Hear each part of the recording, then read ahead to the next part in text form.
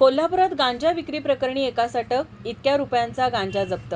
अण्णा कवाचा दात घासतो यास? अरे दातांसाठी भारी असलेलं तोडकर संजीवनीचं दंतप्रभा दंतमंजन आणलंय आणि दंतप्रभा टूथपेस्ट बी आणल्या। त्यात असलेल्या बकुळ, तुंबरू, माजूफळ अशा औषधी दात आणि हिरड्याच नाही तर समद्या जबड्याचं रक्षण करतात। हालणं, किडणं, पडणं एकदम बंद। व्यसनाचं काळं पिवळं डाग बी घालवत्यात। म्हणजे किंमत कमी आणि गुण नामी। म्या बी आणतो बघ। तोडकर संजीवनीचे दंतप्रभा दंतमंजन आणि दंतप्रभा टूथपेस्ट सर्वत्र उपलब्ध। सहाय्यक पोलीस निरीक्षक सागर वाघ यांच्या पथकाला एक इसम अंमली पदार्थ विक्री करत असल्याची माहिती मिळाली होती। त्यानुसार स्थानिक गुन्हे अन्वेषण शाखेच्या पोलिसांनी SBI बँक, जरगनगर, कोल्हापूर येथे सापळा रचून अमीर हमजा शकील नदाफ वय 19 राहणार पाचगाव याला अटक केली। पोलिसांनी त्याच्याकडून 2 किलो 36 ग्राम गांजा, एक मोबाईल हँडसेट व गांजा विक्रीकरिता वापरलेली मोटरसायकल असा एकूण 1,50,000 रुपये किमतीचा मुद्देमाल जप्त केला आहे।